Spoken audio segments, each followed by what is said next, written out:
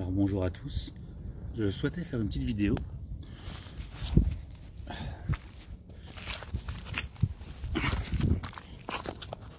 sur la peur. Alors j'ai fait un petit feu avec du bois de bouleau.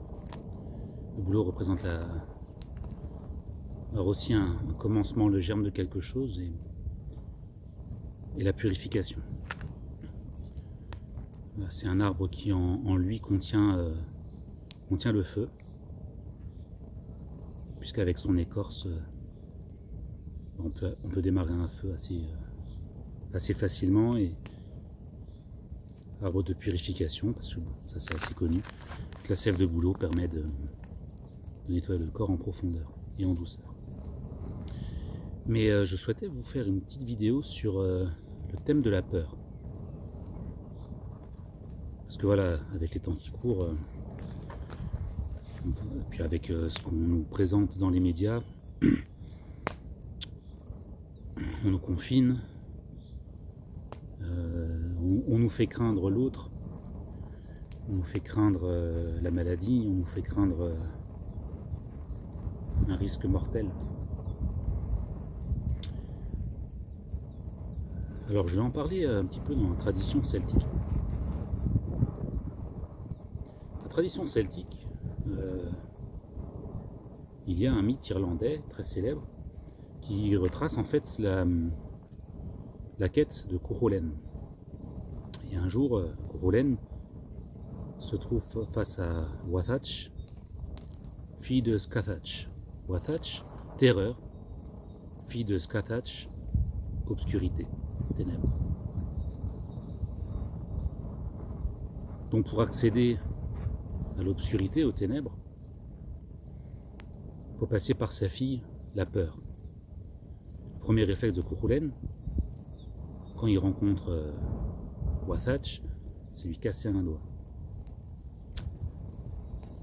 Ouais, pas très gentleman. Mais néanmoins, très vite, ils vont s'unir. Et Cuchulainn va prendre pour épouse, pour un temps, la peur. C'est un petit peu l'idée que j'ai envie de partager avec vous. Alors j'avais fait une représentation de Watach pour travailler justement sur la peur, avec la peur comme allié et pas comme ennemi. La peur, si on l'affronte, si on se confronte à elle,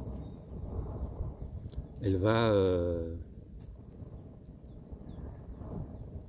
nous considérer comme un ennemi. Et donc elle va nous attaquer, en créant des angoisses, une forme de paranoïa. Le monde va devenir un danger. Alors que l'idée sous-jacente, avec cet exemple du mythe de Cuchulainn, c'est de s'abandonner en fait à la peur. Et d'abandonner nos peurs, donner nos peurs, les offrir. Donc, très concrètement, parce que je ne veux pas faire trop long, mais très concrètement, ça va vouloir dire, lorsque vous êtes face à une peur, offrez-la. Offrez-la à la terre. Offrez-la à la terre, mettez les mains au sol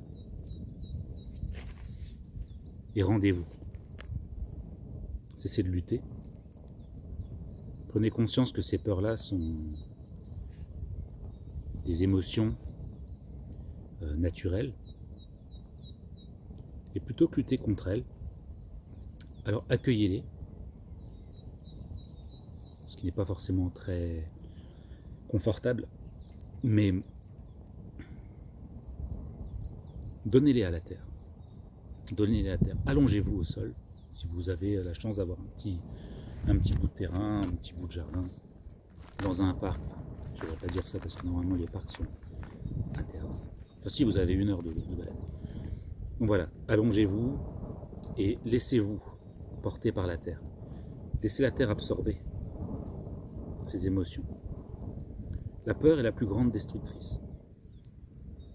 pour la crise que l'on traverse, elle va faire beaucoup plus de dégâts que le virus en lui-même. Et surtout, la peur est mauvaise conseillère et à long terme, elle va continuer à travailler en vous, continuer à chercher une sortie par tous les ports possibles. Donc offrez-la. Cette peur que vous avez en vous, donnez-la à la terre.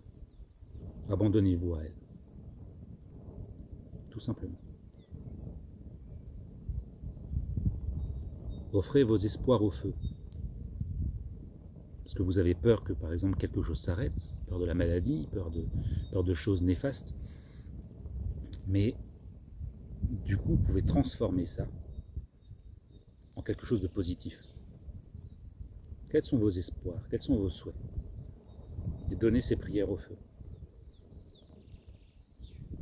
Laissez-les sortir de vous. Ça peut être par un chant, ça peut être par une prière, quelque chose de dit, simplement dire. Esprit du feu, maître entre tous. Je te confie mon souhait. Puisses-tu faire qu'il se concrétise dans ma vie. Je t'offre ma peur, je suis comme un enfant, je me sens comme un enfant, effrayé partout. Prends cette peur avec toi. Apporte ta lumière et ta chaleur en moi.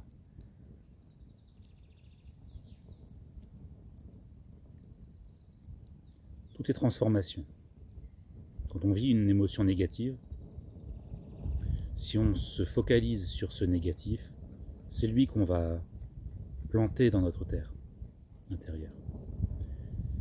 Des petites graines de peur, de terreur, de méfiance qui vont grandir et qui vont fructifier.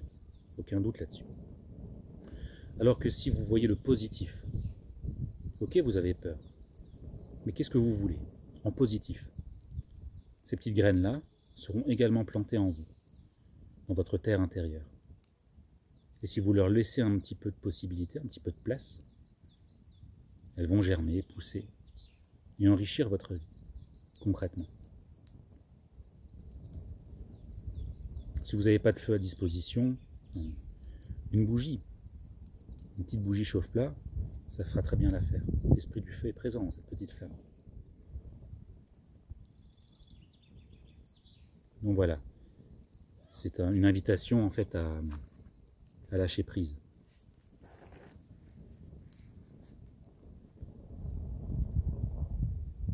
La peur est un allié, pas un ennemi. C'est un signe, un symptôme, quelque chose à dépasser. C'est une opportunité pour grandir. La peur aveugle. Elle nous fait avoir des œillères. Et il s'agit en fait de la regarder. La regarder et la laisser suivre son cours, naturellement.